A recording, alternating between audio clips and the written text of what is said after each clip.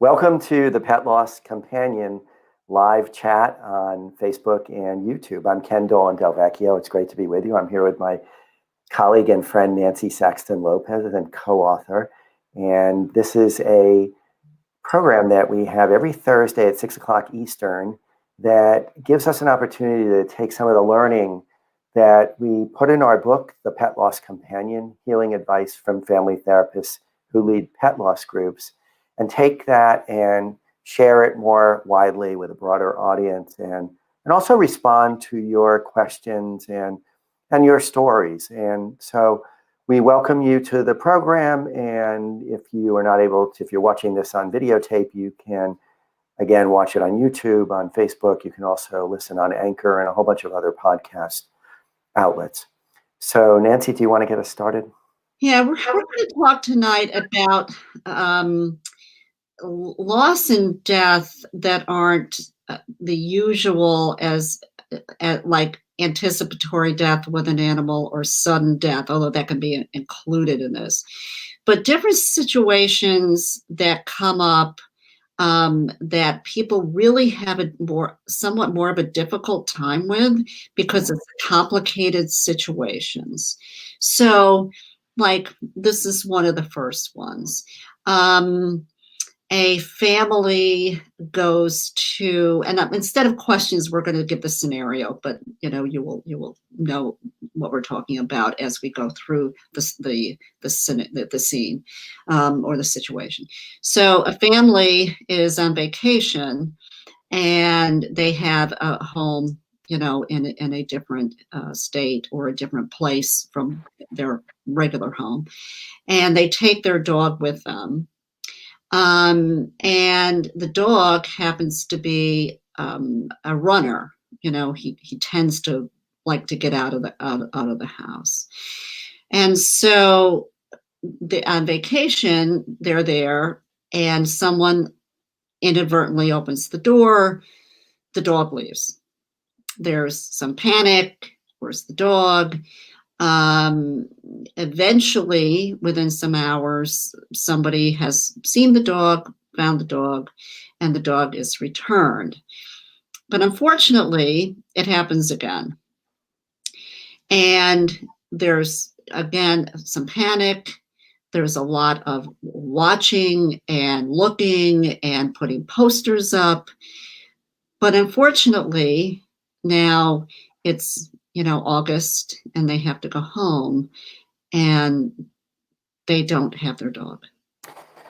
Yeah, so this is this ambiguous loss, right? Where there's uncertainty. There's huge uncertainty. There's no clarity about what happened. I'm not sure if this animal is still alive somewhere or has been found, has been adopted by someone. All those kinds of possibilities. Died, right? So, but that's the anxiety. There's always a sense of anxiety that they don't know where their beloved animal is.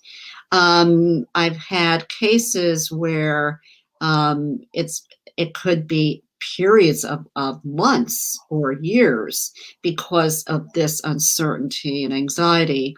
In one particular case, the person did go to an animal communicator. That was how he dealt with it. And the communicator did say that he had seen their dog, the family's dog, had died. And I think at that point, they were able then to kind of have some closure because it was agonizing for them for a long time. Sure. Well, I think that's the thing when we have a loss that's defined, when we have a body or we know what happened. That's very different than when it's just an open question.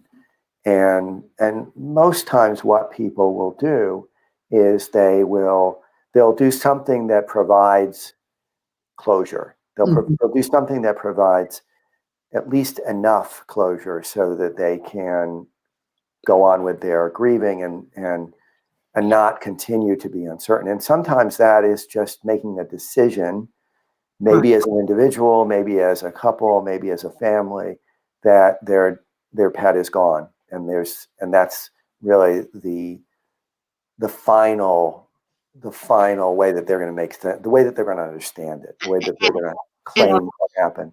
Close it. I mean, there needs to be some closure at some point in time, although that may not happen for some people, and maybe they never get another animal because they don't want something like that to happen again. Yeah. But I have also a couple I still work with, and one of their cats that was a feral cat, they had actually gotten to eventually come into the house and was with them, and then got out. But the cat came back, but it was over a year. And so it was amazing that happened, but for a whole year, they were devastated. They were upset. They were anxious. They didn't know where their cat, if the cat was alive or not. Well, I had that situation, as you know, with my friend Henry, my cat, a barn cat who I adopted from the local animal shelter. And I actually had built a fence that was supposed to contain the barn cat's fence with a jutting top, 45-degree inward, and it does contain one of my barn cats, but he learned how to get out, and he was fine. He stuck around the house. He was a really great friend. If I was cleaning up the roof for the gutters, he'd be on the roof. Okay. But one time he got sick. He was coughing in the morning. I took him to the vet. I brought him back after it was during this COVID period. The vet said they took them into their office. I couldn't be there, and said he wasn't coughing at all, and that they couldn't find anything amiss with him. So they really couldn't figure out what he was ill with, and then gave him back to me in his carrier. As soon as I got him home, I took him out and he was coughing. And I said, okay, well, they checked him out. They listened to his chest. He's probably got some kind of minor thing, and put him back in the area where I have my cats, and they can go into their heated room and whatnot, and never saw him again. Yeah. And I had to decide that he's dead, because for me, that's what works, is to, after several days looking all around, checking the nearby roads and going into the woods, and, wondering, did a coyote get him, or what happened to him? I couldn't find his body. And so at a certain point, I realized I'm not going to see him anymore, and haven't. But that's complicated, because we don't know. We just don't know. So, and there was something that actually I didn't talk to you about prior, but to our episode tonight, but dogs getting stolen. Lady Gaga's two French bulls, well, there were 3 French bulls being walked by her dog walker, and the dog walker was held up at gunpoint, and they got 2 of her 3 French bulls. And so, and that happened this morning. I mean, or last night. It just happened last night in California. Now, that particular breed, because I know I watch a lot with this because I have that particular breed, but are very expensive, and so they're a hot commodity, more so in the West for some reason. Amazing. Yes, and San Francisco and LA, and because they can get like $10,000 for them. But now here's this woman who she's already depressed. We all know that Lady Gaga has some mental, she's a wonderful entertainer and very brilliant, but she has some mental health issues. And now I didn't know that. Oh yeah. But now that makes me like her even more. She's come out and talked about that. But now 2 of her dogs are gone. I mean, she does. What are they going to? I don't think they knew that they were Lady Gaga's dogs. So now it's worldwide news. And so what are they going to do with those dogs? So if they're going to, so what are they going to do? Are they going to ransom them? That. I mean, that's got to be really, really scary and horrible. And I don't know what, she's got a $500,000 reward, but with no questions asked. But who knows? But that can't happen. I mean, I don't know if it happens. It probably happens in other countries too, but you hear that every once in a while. That they're stolen. Yeah. Well, we've also heard stories where a dog is not a vicious dog, is not a biter usually, but there's a guest who comes who, for whatever reason, this dog responds to in a really unprecedented way and attacks and bites. And now the family is being told they have to euthanize their That's dog. right. They've never seen this behavior before. And the pain of that and all of the questions and all of the what ifs and why did this happen and couldn't we have and shouldn't we, you know, all that stuff. And it's just so complicated because as far as they are aware, there's nothing even, there's no life-threatening illness. There's nothing like that. And I actually had a consultation with someone some years back, and she had called because she was devastated. This was her first child. You know, she had two-legged children, but the dog, who had never really been any kind of viciousness or aggressiveness, but he was spooked and he bit a jogger. Mm-hmm. And the jogger sued, and the homeowner's insurance would not cover the house unless the dog was euthanized. And so she was so distraught, you know, that this, like you said, this dog was not an aggressive dog, you know, had never had issues like that, but she was put in this position that no insurance company would insure their home.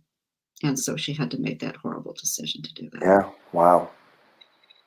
So now another situation is also in divorce.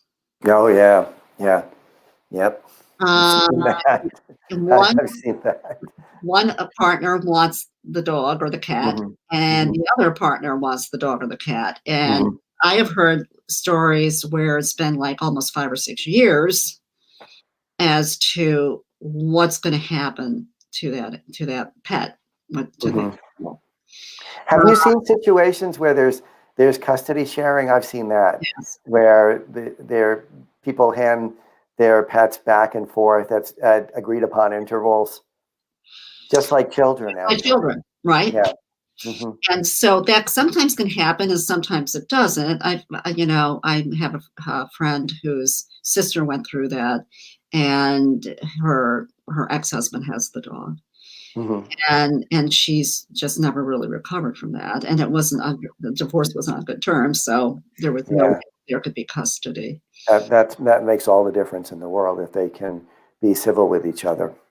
Yeah, I mean, that's really tough. I actually know of a situation where, and this is a colleague in Minnesota, where one person has the dog for, I think, 6 months, and then the partner, who is no longer in this country, I think is in Europe somewhere, comes and takes the dog for another 6 months.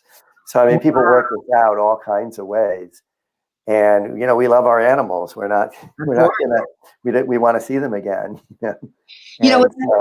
It's interesting, and this is an aside, but I just remembered it, so I wanted to tell people in the United States anyway, that when I was doing some of the my presentations, you know, and I would get some data, you know, some numbers, and some years, not that long ago, 5 years ago, right, 4 or 5 years ago, Americans spent about $65 billion in the pet industry.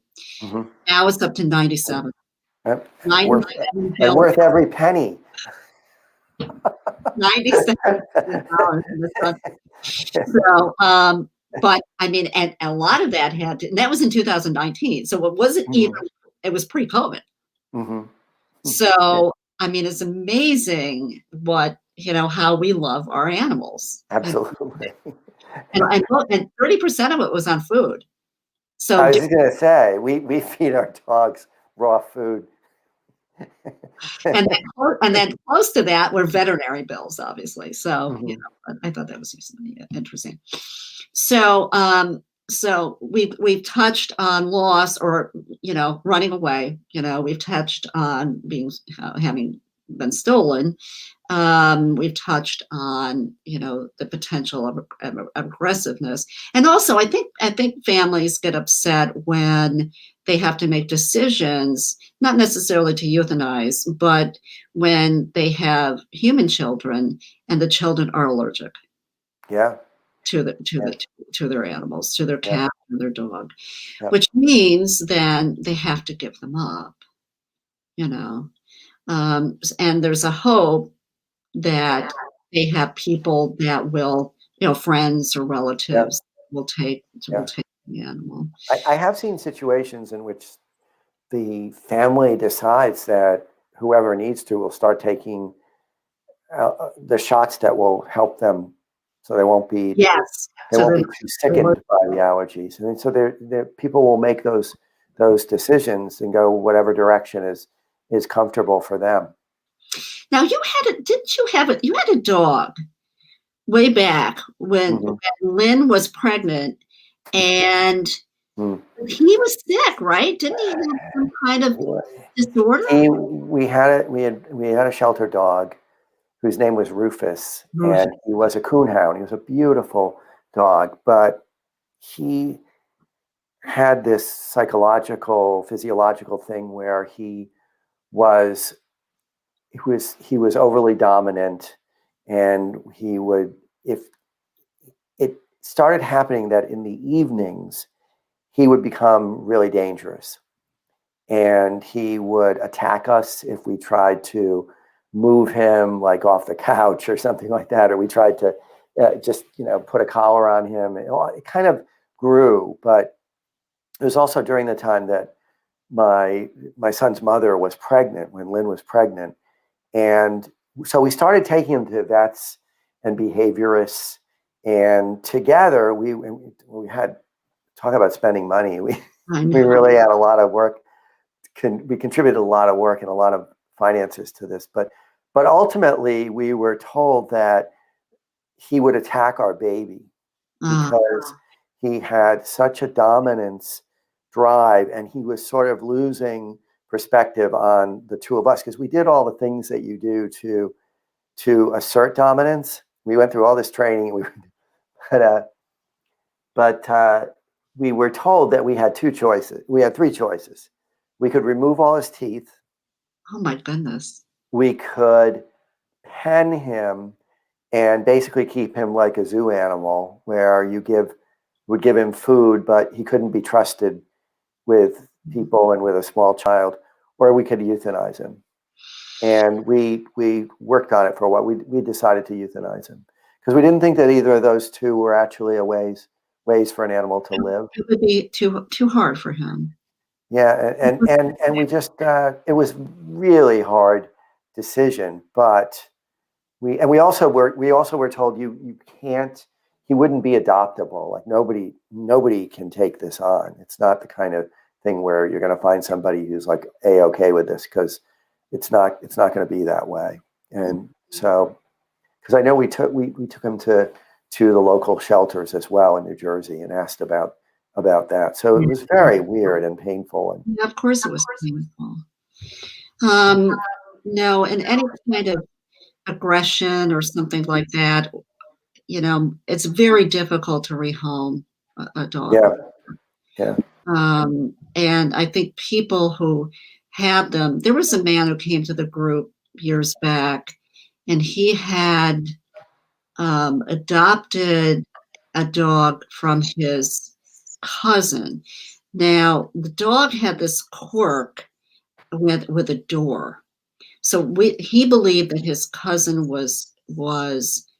had abused him around a door shutting. There was something about it. Oh, okay. And he spent oodles. I mean, he really loved this dog. He had a trainer. He went through training programs.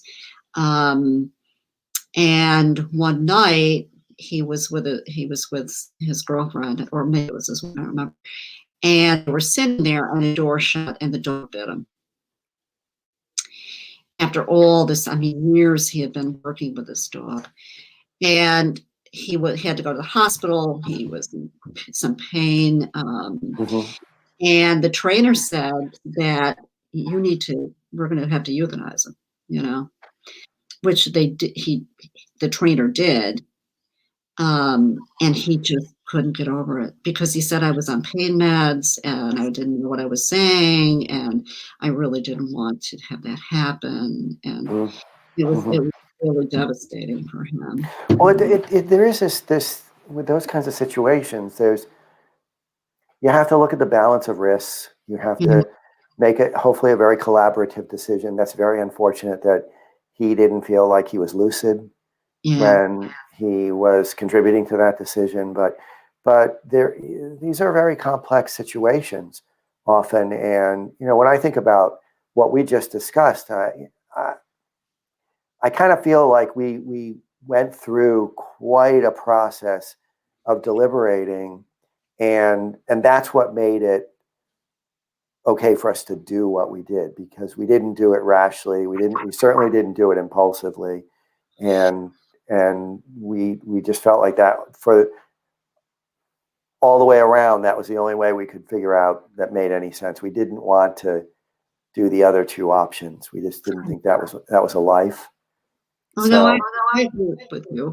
That it would be so hard for him to be living in a pen, and not be able to be with anyone, or to have no teeth. That would be so weird. I don't know. Yeah. And even that, also one of the things we were thinking is like, what would that be like? Like, what would that be like? He'd still bite us. Yeah, I know. He'd still, and we'd have a baby. And then one of the things we kept being told was, you can't have an infant with an animal in the house that is potentially dangerous. You just can't do that. So when it comes to that kind of situation, you've got to do what you've got to do. So other things, I guess we also talked about divorce. But I have one. People who don't mean to kill their animals but do it. Well, we've seen a few of those situations as well. Yeah. Of course, they would never want to do that. But a lot of times the animal's in a driveway. Yeah. Or has run out. And that's, has happened multiple times. Well, we've heard the stories too about people who forgot their animal was in the car, and they went to work or they went home and they left the car out in the driveway, and the animal asphyxiated. And we make errors sometimes. So much about life requires us to acknowledge that we're not perfect, and that we sometimes do small and large mistakes, and sometimes they have pretty significant impact. But we have to keep going. We have to, we know the stories, of course, who've done that with their infants or their children in the car. It's happened with people too. Yeah. There was one person that came to the group for a long time because this kind of situation would create this, right? I mean, how do you forgive yourself, right? It's such a horrendous, guilty thing that you, with no intentions, but something happened that, their beloved animal has died. And I think this was, he had given a little piece of some kind of food to the dog, and the dog choked to death. And so it was horrendous for him. I mean, he was probably coming to the group for a year or two. Because it was just, he couldn't wrap his head around that he believed he killed his animal. And the way that I think about this, in a sense, is that it is like layers of grief. There's the loss, there's the uncertainty is another kind of, it's another starting point for grief. there's the error that I made, there's the fact that I wasn't as vigilant perhaps as I should have been about holding on to the dog's collar or leash or whatever when I opened the door. All these things are we have to grieve the fact that this happened, or the fact that we made a mistake, those kinds of things. Yeah, there's been situations where people were joyous about moving into a new house, and the dog got out and got hit by a car. And so these are the things that people just struggle with so much. Yeah. And it's such, it carries such a different, like you said, different layers of grieving that you have to go through to hopefully get to a place where to understand that it wasn't, it's something that an accident happened and it was horrific, but they have to come to some kind of resolution to that. And I think it also comes down to what you mentioned before, which is forgiveness. Yeah. We have to be able to, and many people, particularly people who are very conscientious about caring for their animal companions, are much more forgiving of others than they are of themselves. And many times it's useful to just imagine if somebody else were to tell you this story, how would you feel toward them? Would you be inclined to forgive them? Would you be inclined to look upon them with a gentle heart? If we can put it outside ourselves and ask that kind of question, sometimes it can help move along. And certainly in a group setting, that happens where others will be extraordinarily supportive and will tell this person, it's not something that you should focus on for the rest of your life. You need to move forward, and it makes sense to forgive yourself. There were not evil intentions afoot here. That's not what it was. And so we have to do that for ourselves in many cases. I think that worked out well in the group. I don't think that over the years, I don't think there was any group or person that wouldn't feel for that member who was going through something like that. And that's hard to do. A lot of people that accidentally would kill their animals would not come to a group.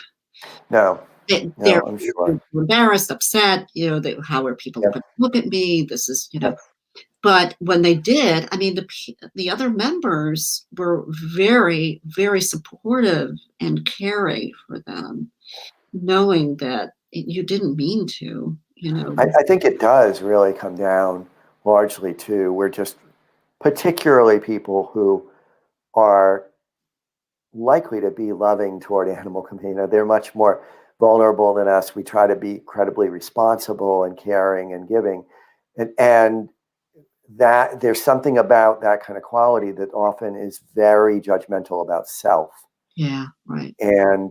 And so it's so important for there to be other people who can grant forgiveness as a start. I mean, sometimes that doesn't help all that much at first, but life, the way I think about some of this stuff is life is short. We have to move forward with the best amount of energy and regard for ourselves and those around us as we can muster. And if we get trapped in a spiral of negativity, we deserve to find a way beyond that. Exactly. We deserve to find a way to a place that feels more comfortable and balanced. And we talked some about things like therapy and about medication, and you've got to use whatever tools will help you. But through this, there are many complicated things that can happen, and I think about people who have families who have to live with the disappearance of a loved one, whether it's a teenager or a veteran in combat, an MIA. These are things that somehow people find a way, and that's the challenge, I think, in any of these ambiguous situations, is you use all your resources, use all the support you can, and you move forward. You put one foot in front of the other, just like we would with any grieving process. And to be as usual, try to be gentle with Try to yourself. be gentle. Yeah. Try to take it easy on yourself. On yourself. And for those who, family members or friends, to be gentle with them. Yeah. Yeah. So I think that's about the end of our time. And I think that that's a good message to close on, don't you? Yes. Yeah. Gentle. Things happen, unfortunately, that are very disturbing in our lives. And, it's helpful for us to try to um, take care of ourselves and work through them the best way we can. And a lot of times that means getting help, especially for Yeah. these complicated situations. Can vary, and at least getting support, at least Yes, getting at least getting hearing from other people who love and respect you and will help you to find some solace and peace. yes, perfect. Okay, Nancy. Well, I'll look forward to seeing you again next week, Yeah, and I'm sure we'll be talking in the interim. we'll have to get some questions. Please send your questions in to us. We would be more than happy to answer them.